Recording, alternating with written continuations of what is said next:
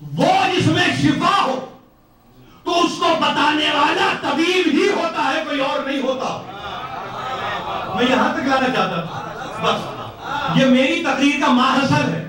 یہ کہہ دیا، وہ کہہ دیا، کہاں بچ جاؤ گے، کہاں پرورش ہوگی، کہاں پروان چڑھو گے، یہ کون کہتا ہے؟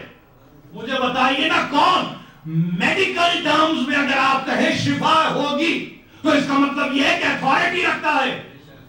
ہر کس و ناقص نہیں کہتا،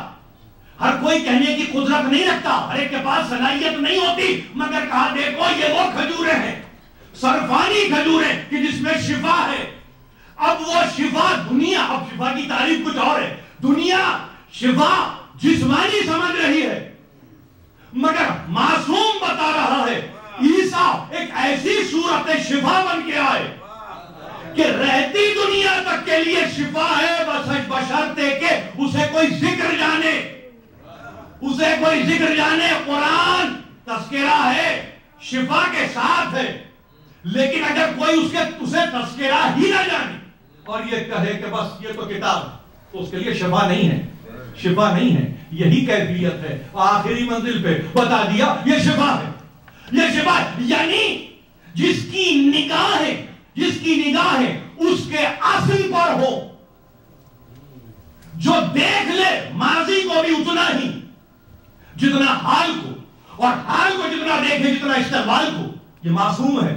معصوم ہے۔ بلایا عبداللہ محض نے، یہ کہہ کر بلایا کہ آئیے اور آ کے دیکھیے کہ ہم کیا کرنا چاہتے ہیں۔ گئے، محفل میں بیٹھے، صورتوں کو دیکھا اور ایک مرتبہ کہا اولاد حسن کو خلافت ملنے والی نہیں ہے۔ عبداللہ محض اپنے دو بیٹوں کے ساتھ، محمد نفس زکیہ اور ابراہیم، صرف یہ نہیں، اسی محفل میں ابو منصور دوانتی بیٹھا ہوا ہے۔ ایک مرتبہ کہا، صورت کو دیکھ کے کہا یہ دو بچے ہیں نا، یہ دونوں بچے اس کے ہاتھوں قتل کیے جائیں گے۔ محفل ایک ہے، وقت ابھی نہیں آیا، وقت ابھی نہیں آیا، محفل ایک ہے۔ کہا آپ سے جب کبھی گفتگو ہوتی ہے آپ ہمیشہ اس طرح کی گفتگو کرتے ہیں، یہ سلسلہ وہی ہے، اولاد حسن ہیں، اولاد حسن ہے، مگر راسخ فی العلم تو ہر ایک نہیں ہو سکتا نا۔ اگر راسخ فی العلم نہیں ہے تو اس کا مطلب علم کسی ایک کے حصے میں آیا اور پورا ہے، اس پورے علم کے نتیجے میں اطلاع دے رہا ہے، اور یہ کہہ رہا ہے کہ دیکھو جو غلطی تم کرنے جا رہے ہو اس میں میں شریک نہیں ہو سکتا، اس لیے کہ میں دیکھ رہا ہوں دونوں لڑکے مارے جائیں گے، دونوں لڑکے قتل ہو جائیں گے۔ اور یہی ہوا۔ ابو الفرج اصفہانی روایت کرتے ہیں زید بن حسین سے، یہ منزل تھی کہ جس میں زید بن حسین کہتے ہیں کہ میں قبر رسول اور صحن رسول اس کے درمیان کھڑا ہوا ہوں، میں نے دیکھا کچھ افراد کو گرفتار کیا ہے منصور دوانتی کے لشکر نے، مقام ہے مدینہ، مقام ہے مدینہ، اور گرفتار ایسے کیا ہے کہ ہاتھوں میں ہتھکڑیاں ہیں، پیروں میں بیڑیاں ہیں، گلے میں طوق آہنی ہیں، پیروں کو باندھ دیا گیا ہے، اونٹوں پہ ٹانگ دیا گیا ہے، محملیں نہیں ہیں، کجاوے نہیں ہیں، برہنہ پوشت ہے اونٹ کی، اور 75 افراد خاندان حسن ابن علی سے اٹھا کے ایک مرتبہ سامنے سے چلے۔ ابو الفرج اصفہانی بیان کرتے ہیں کہ زید نے ایک مرتبہ جا کے خبر دی ہے امام ششم کو، آئے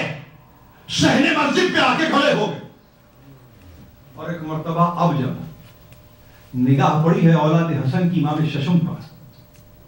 تو وہاں انہوں نے رونا شروع کیا، یہاں امام نے رونا شروع کیا، آنکھوں سے آنکھیں چار ہوئیں، ایک مرتبہ رونا شروع ہو گئے، اور اب جو رونا شروع ہوئے تو حیرت بھی ہے، حسرت بھی ہے، تمنا بھی ہے، مگر وقت تو گزر چکا تھا، وقت تو گزر چکا تھا۔ دنیا نے کہا لے جا کے قید خانے میں ڈال دیا، اور اس طرح سے ڈال دیا کہ اب کچھ ہی عرصے کے بعد عبداللہ محض کے سامنے کہ مسلح کے سامنے لا کے محمد نفس زکیہ کا سر رکھ دیا۔ باپ نے بیٹے کے سر کو اٹھایا، کلیجے سے لگایا، اور ایک مرتبہ روح پرواز کر گئی، عبداللہ گزر گئے۔ محمد